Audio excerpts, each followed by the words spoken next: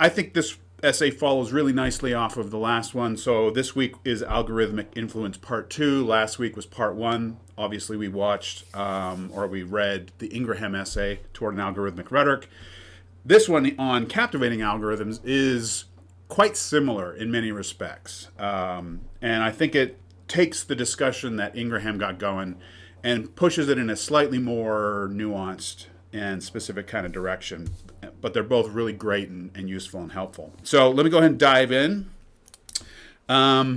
We've talked already about algorithms. I think we have some kind of basic handle on that. We talked about recipes as being kinds of analog algorithms. And basically, it's a series of steps. It's a procedure where certain inputs give rise to certain outputs. So he starts off by saying, number 1 here on the notes, he kind of breaks it down a little bit more, and he says each algorithm is actually dozens and dozens of sub-algorithms, and it got me thinking about recipes.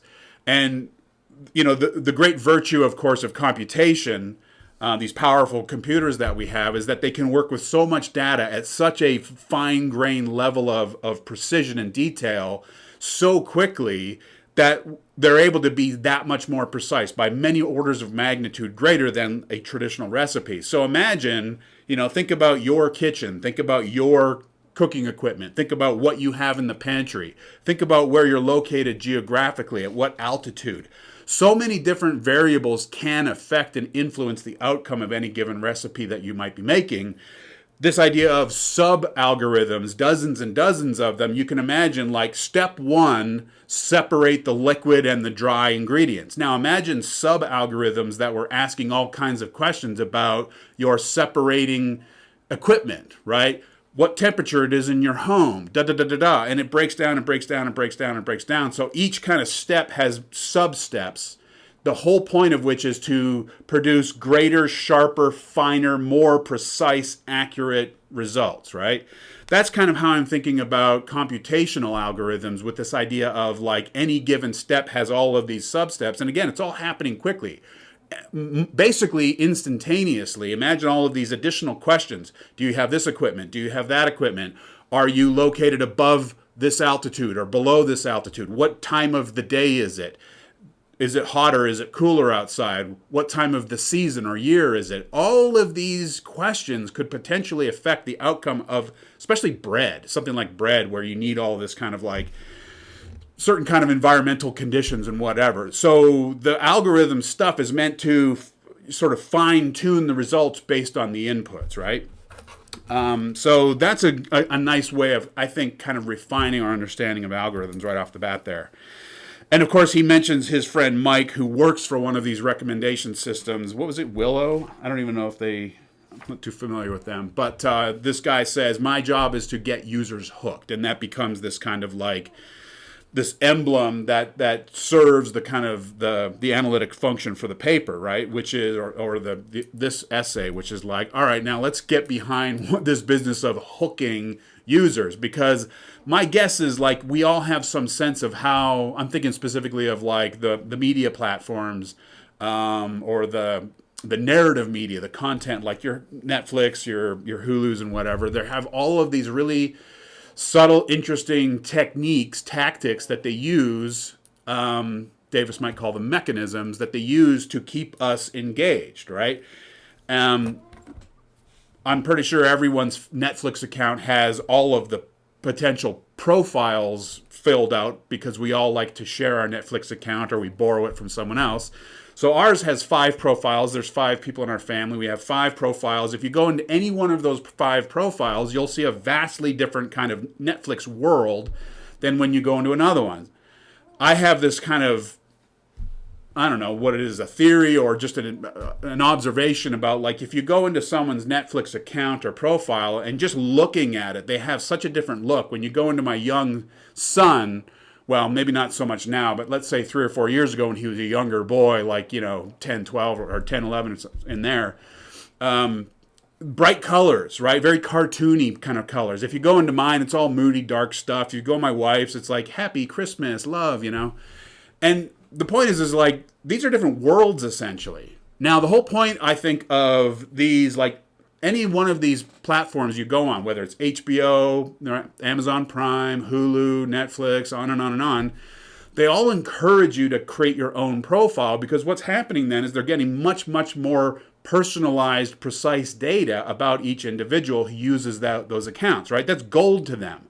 Data, data, data. It's on the notes a number of times here. So you go in and you see very different kinds of preferences reflected back through what's on the page, right? And this is the idea of like keeping people engaged by giving them more of what you assume that they already want. Now, the essay is a kind of story, a journey of how the industry went from a certain way of doing that to a certain other way of doing that, kind of going from explicit statements from users about things that they like or prefer to more implicit data about what people are actually doing. And that's really the story here, is the shift from like the above board, the above kind of the more conscious and explicitly stated statements from users, from us, when we are like on our platforms. I like this, I don't like this. I don't know, sometimes when you sign on to a service, they ask you like, what are your favorite things? And you just go through and you're like, I like sports, I like cooking, I don't like this, I don't like that, right? And that's all you being explicit about your preferences. The story is that at a certain point, these recommendation engineers discovered that explicit statements by users of their preferences were actually less effective in terms of engagement than tracking their actual behaviors in terms of what they watch, how long, how many repeats, and so on. So it really has to do with the kind of like, well, we'll get back to this, but it has to do more with the logo central processing brain part, which wants to think about what are the preferences that I have, what are the things that I like, or maybe that I should like or I want to like, versus the creaturely peripheral brain that's barely aware, that will just fire up some dumb action movie, I'm talking about myself here, or some silly comedy or whatever, just because, right? I'm fascinated by that distinction between the stuff that we kind of consciously say that we're interested in versus the stuff that we actually engage. There's this phenomenon of the revealed preference, and that's exactly what we're talking about here. Revealed preference is, okay, you say that your favorite food is salads and sushi, and yet, for some reason, when I look at your bank statements, I see Uber Eats orders to Taco Bell and Domino's Pizza and Burger King, and that's all there is. And so the revealed preference is what you actually do, your behavior itself, not your words about your behavior, saying oftentimes what we think we should say or what we maybe want to say, right? So we have a kind of aspirational self, which is if anyone asks you what you like, depending on the circumstances, you might say, oh, I like art house movies and historical period dramas and documentaries, right? But actually, I like goofy comedies, weird tech things, raunchy this, action that, right? That's your revealed preference. And that's largely the story that's being told here, is how the recommendation engineers discovered that you'd actually get better engagement by going with the revealed preferences, the like implicit data about what people are actually doing versus what they say they like. I don't know about you guys, but I think about this myself a lot, which like every one of these media platforms, I must have about 6 or 7 accounts, memberships, as I'm sure we all do.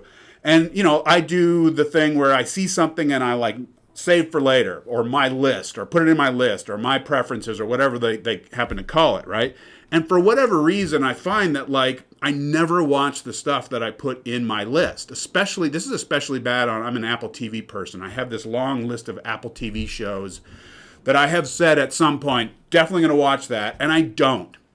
Netflix too. It's almost like I'm putting stuff in my to watch list that like I refuse to watch eventually. Like that's, I think, the revealed preference versus the aspirational preference. These are the things that I would like to watch, think I should watch, are probably important, seem interesting, and yet I don't touch them, right? I end up watching the same dumb comedy over and over again. That's the kind of the tension that he's charting and noting that the recommendation systems people are realizing will have a much better metric of engagement if we go with the implicit versus the explicit. So that's actually anticipating most of the essay here. But that's fine. So let's just hit some of the key stuff as we go on here. The hidden spears, this idea of the hidden, right? So algorithms are these invisible, immaterial things that nevertheless wield great power and influence over our choices, over what we see, what we don't see, right? And they kind of shape the menu. They affect the menu of choices that we would get. Again, go into anyone else's profile in Netflix, especially if there's someone who's quite different from you. You might not see any of the same movies that you would be interested in watching. When I go into my wife's account, it's like, I don't want any of this. Like, none of this is relevant to me. Trust me, we do overlap. We do like some shows together, but she likes a lot of different stuff. And so that's just interesting to me, right? Because it's really about appealing to the person's very specific kind of tastes as expressed through their actual choices, their actual behaviors. That's why he talks so much about behaviorism or behavioral design or the Skinner stuff on conditioning. We talked about conditioning a little bit, right? We're tracking behavior as opposed to words. Like the explicit stuff is like, this is the stuff I care about. Let me show you. Like this thing, right? Rank those things. Behavior itself tells a oftentimes very different story, right? So they're focusing on behavior, and the kind of the largely invisible stuff that's affecting behavior, like what other preferences, what other shows or music. If he's talking about music mostly, like what other songs or albums or artists are deemed to be similar to the one that was just listened to, right? And all the other different ways that you keep people engaged. That's the great trick here. Let's see. Instinctual minds, number 5 there. Yeah. So these things are really trying to tap into our most, reliable, basic, powerful triggers, which we have seen throughout this entire semester. I think that, we're talking about psychology. We're talking about desire in many cases. We're talking about longing. We're talking about yearning. We're talking about stuff that speaks to us on a kind of a basic visceral level because it works so effectively. Sex sells, glamour, status, these kinds of things, right? Comedy, fear, action, excitement, enthusiasm, sex, all of these things are fairly reliable, and I think they track out in terms of your actual behavior. Now, maybe you're someone whose behavior actually lines up with your statements about your behavior or what you think you should be doing. Maybe you're the type of person who actually does watch historical documentaries and very specific highfalutin kinds of things. Then you're going to get served up more of that too. But I think for many of us, there's a bit of a discrepancy between what we say we like and want and what we actually watch and care about in terms of our actual behavior.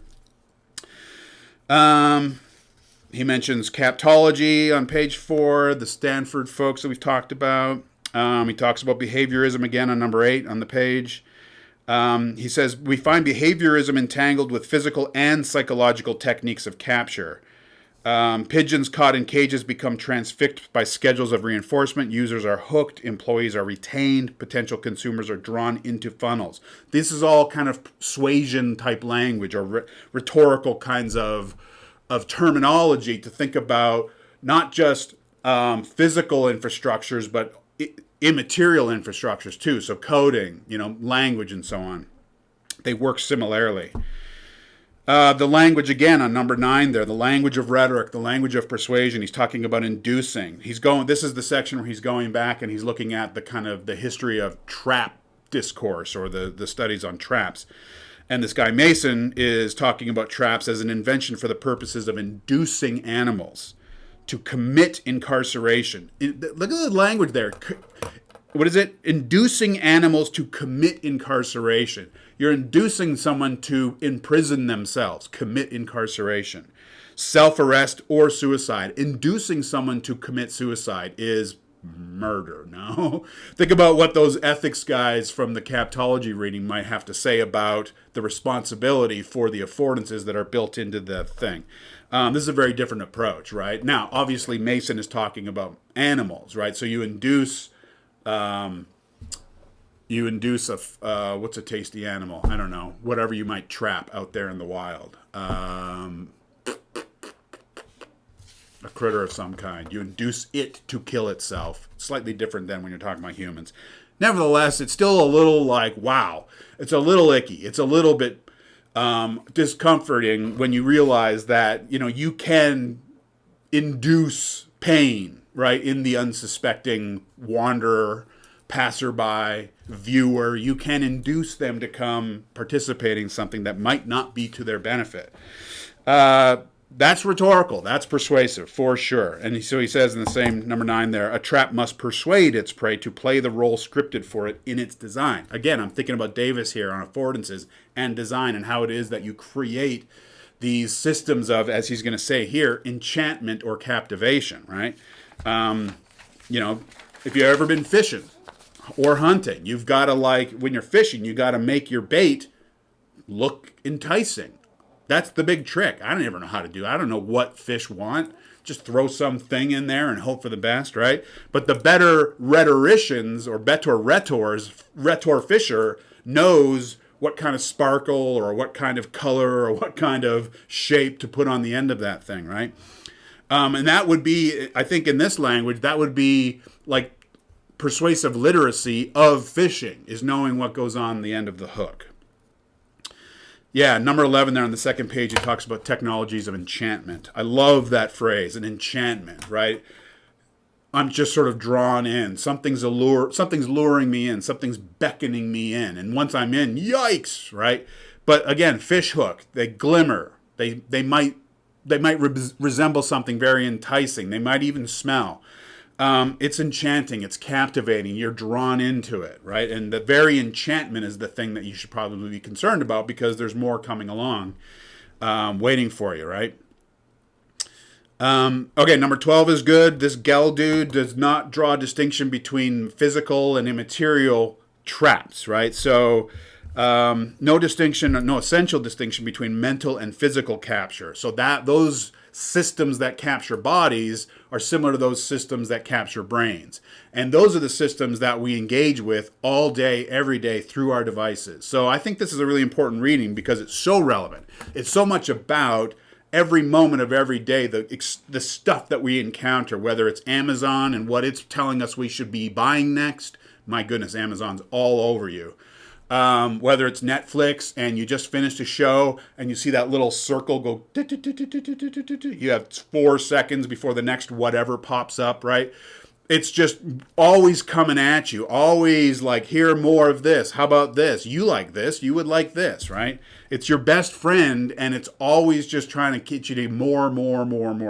Now, what's going on here is, as the streaming world kind of kicked in more and more, the realization that data, and especially behavioral data, and as I've been reading for a different project I'm working on that's talking about the same stuff, Zuboff, The Age of Surveillance Capitalism, she's talking about this section here, the discovery of behavioral surplus. So it's not even behavior itself, it's all of those little kind of barely perceptible ticks within behavior that she calls behavioral exhaust, which is not even like, it's sort of the in-between stuff. It's how long you linger on an image. It's how many times you cycle back to something. This is the waste, behavioral waste that was like captured but not used for a long time by the data engineers, right? At a certain point, behavioral exhaust, behavioral excess or surplus data became very important, because that now tells the implicit story about people's revealed preferences, right?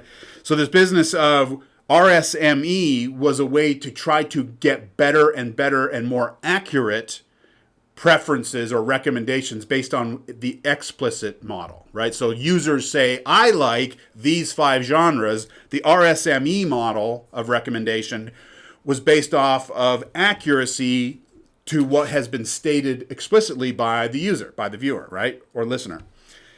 The new model, what he calls captivation metrics, that's on 13 there. The newer model was about the implicit. So it's not about what you say explicitly that you care about. It's what you implicitly do reveal about your preferences based on your behavior, based on how long you watch something, how many times you watch something.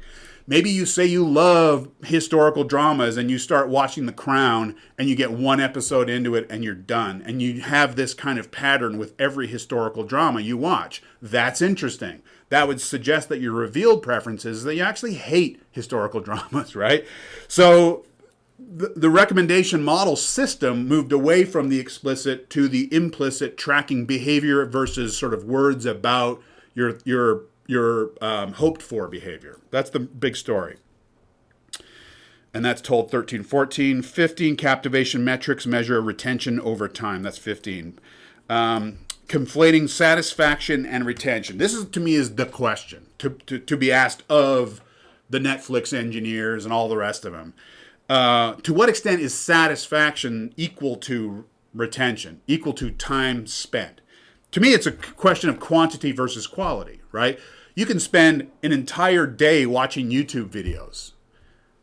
Are you satisfied with how you spent that day, right? Do you feel like you've enriched yourself, or do you walk away from that engagement feeling hollow, icky, self-loathing, right?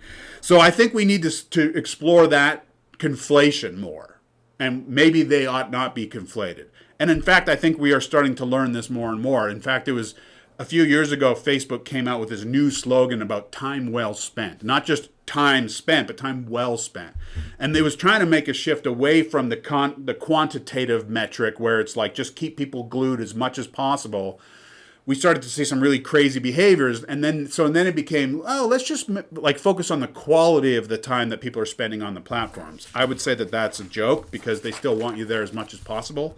So, but I see that as a tension, right? Satisfaction, which again, that's Burke. Satisfaction, desire and satisfaction. To what extent are we actually satisfied once we've been forced to engage? So to me, there's this lingering question of, at what point do the powerful knowledge about behavioral data and how you then pattern that into the recommendation algorithms, at what point does that start to work against itself, like in its entirety, right? Because you have consumers who are just frazzled, depressed even, right? Like we're starting to see a lot of this kind of stuff where people are just so, I don't think the human brain was meant to take as much stimulation, mental stimulation, as it gets in a single day from all of the stuff being recommended to us all the time. I think burnout, mental burnout, epistemic exhaustion, depression, anxiety, all of these things are correlated with the rise of these recommendation systems that privilege quantity of engagement over quality of experience, right? That to me is like, and he's sort of touching on that issue. He just doesn't really push it very hard. But I think that's the question, especially if we're interested in the ethical side of persuasive tech, right? Which I hope we are. Already at 30 minutes, I could talk about this stuff for a very long time. I love it. But I'll stop there. I think that's pretty good in terms of the story. Yeah, that's good.